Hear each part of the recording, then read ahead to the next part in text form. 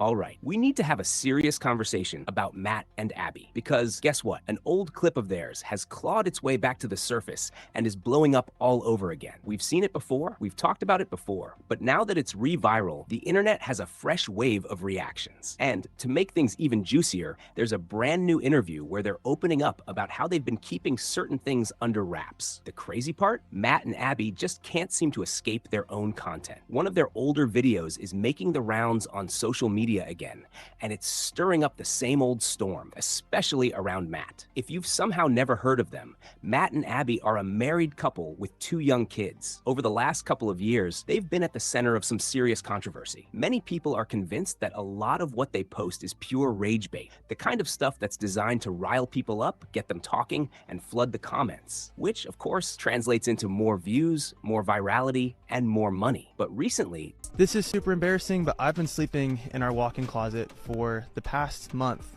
now. This is our guest bedroom mattress that I dragged all the way from our guest bedroom into here. They've admitted they might have overshared, like way too much. They say they've started rethinking how much of their personal life makes it onto the internet. Now, let's be real. That infamous sleeping in the closet video from Matt, I still think that was crafted to stir the pot. He knew exactly what he was doing with that opening line. It was the perfect bait to make people think there was drama, maybe even a breakup brewing. Narrator. Later, he claimed it was just because of insomnia and not wanting to wake Abby. But come on, this guy curates their content. He's the one posting. Recovering from birth hit us like a train, and it's probably not for the reasons that you would think. On day 1, it was all sunshine and rainbows. Abby was getting pumped full of pain meds, and it seemed like nothing could possibly go wrong. Our family and friends came, we sang happy birthday to our son, but the atmosphere quickly turned. The first night, we got 4 hours of sleep combined. The hospital staff was super nice, but they had to come in our room and run tests on mom and baby for what seemed like every hour on the dot. There were a lot of diaper changes and tears shed, and then it was time for Abby to walk after having a C-section less than 24 hours before. I was very impressed. I could tell she was in pain. She was doing a really good job of hiding it, but it wasn't the physical pain that wrecked us. It was actually the emotional. It felt like the world was ending. Now, even in the moment, we knew that this was only temporary and it wasn't true, but it still felt very real for us. I was struggling to juggle taking care of my healing wife and new baby, and Abby felt overlooked. Look, having a baby is an incredible thing. There's nothing more beautiful than creating a new life with the one that you love, but it's definitely not easy adjusting to that new life when you're sleep deprived and recovering from a major abdominal surgery. So if you're a new parent and you're overwhelmed, just know that you're not alone. And even Abby admits she barely touches her phone. He knows the game. After the backlash, they promised to tone it down, or at least not push it as far. But now, a clip from their 2023 birth vlog, trimmed down for TikTok, has gone viral again, reopening the floodgates. Narrator. People are once again leaving comments like, open quote, "You were struggling. May this love never find me. The birth hit us like a train." Close quote. Those reactions weren't far from the original outrage, where people accused Matt of whining while Abby had literally just given birth. Back then, on their podcast, they admitted they clashed hard during the first 48 hours after their second child was born. Abby wanted to breastfeed. Matt pushed for bottle feeding, and she felt betrayed by that. Can you even imagine going through something as traumatic as a C-section and then your husband saying that your marriage was strained the whole 48 hours after your C-section because of your postpartum hormones, and then nitpicking about your breastfeeding because your milk hasn't came in 100% right away, which is 100% completely normal, and then probably having your husband being very unsupportive and trying to make you formula feed and bottle feed because he's saying that you're basically not doing right by your baby by trying to formula feed and waiting for your milk to come in, which it does come, and it comes in like a week after or something, and baby's fine with just a couple drops of milk.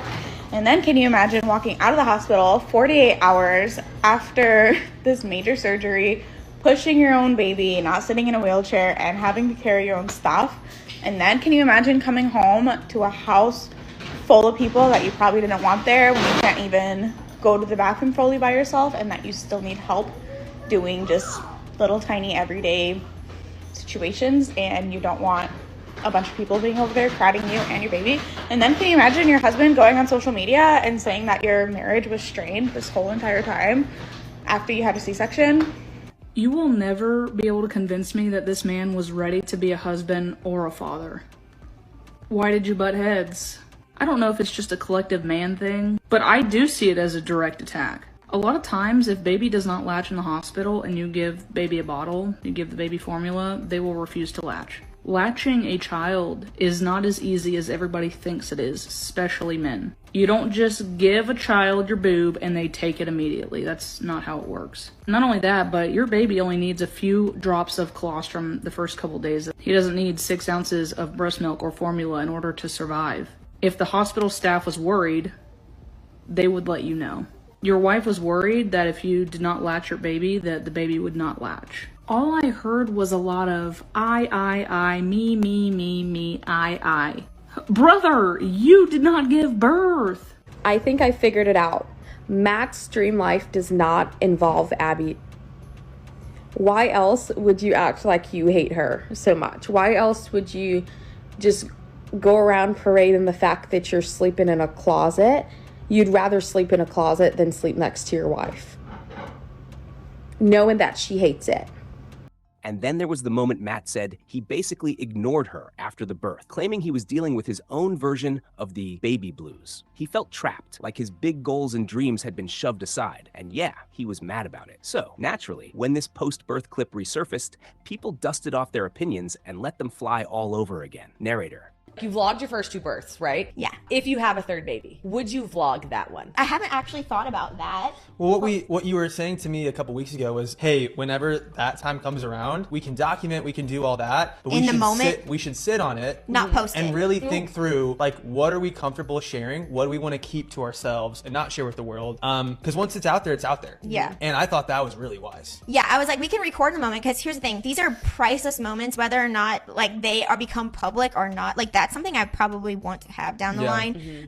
Like, I think even my parents have pictures and videos of my birth, you know, before this was ever anything social media, you know. And so I'm like, we'll document it all and then sit on it, not post anything for a certain period of time. I'm talking like weeks, because there's, you know, that time after you have a baby is just like, it's a whirlwind. I don't think I make decisions I would have made otherwise, like in those times, because my brain is just like, you're like, okay, I have a baby to care for.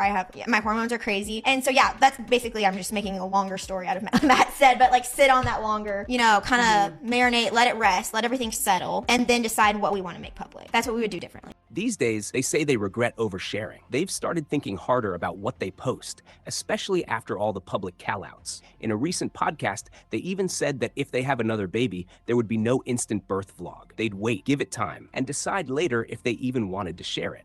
And while a lot of people still have plenty of negative things to say about the couple, I've got to admit, they did earn some respect for one decision: keeping their 2 sons offline. When they first started their family, there were fears they'd be the type to use their kids for content. We put our kids' face online. You guys have taken yours off. Yeah. And that's something that, like, 1, we really want to talk about, but 2, like, get your perspective on. We're no experts, so. But neither are we, but it's like, you've been doing it longer, and it's like, I would love to know how you guys think about that. Yeah, I mean, for us, initially, we did have our firstborn's face online because we were just like, oh yeah, we're gonna continue doing everything we've been doing. We've been vlogging our life. Okay, like we have a kid now, cool, we're still vlogging our life. And then we were thinking like, okay, you know, there's digital footprints here. There's, you know, all these things that we're learning. Maybe right now, while we don't understand all of this, we should stop showing kids' face. And so we did. And it's crazy because like we are truly in the Wild West, you know, like someone's gonna F up. There already have been parents that have F'd up online and like hurt their kids. And so we're like learning at like, oh, don't do that. Good. Okay, don't do that. But like, we don't want to be one of those people that like accidentally, like we want to be best for our kids. So I think like for us, we're just coming from the standpoint abundance of protection. Like it might be an overreaction, who knows, like down the line, but it's like, I guess we'd rather be safe than sorry. I think the other thing too is that like we chose for our lives to be public facing. Our kids, like we kind of want to give them like the autonomy to make that choice for themselves if they want to down the line. But obviously they're not like, we talk about them, we share them, just not their like face. We don't want them to be like a central part of our content or to be recognizable individually. But yeah, who knows what it'll look like down the line. Every parent has to make the decisions for their own kids, and this is just where we're at. But instead, they've put themselves in the spotlight while keeping their kids' lives private, and that's won them a bit of credit. So that's where the whole Matt and Abby saga stands right now. Old clips sparking fresh outrage, people weighing in all over again, and the couple reflecting on how far they've gone and how far they might pull back next time. What do you think? Are they learning their lesson, or is this just another chapter in a never-ending cycle? Drop your thoughts in the comments. Love you guys. See you in the next video. Bye. اگر بخواهی میتونم همین نسخه را طوری تنظیم کنم که لحنش برای ویدیو خوانی حتی روانتر و پرجذب‌تر باشد، ولی بدون هیچ تغییر در محتوا.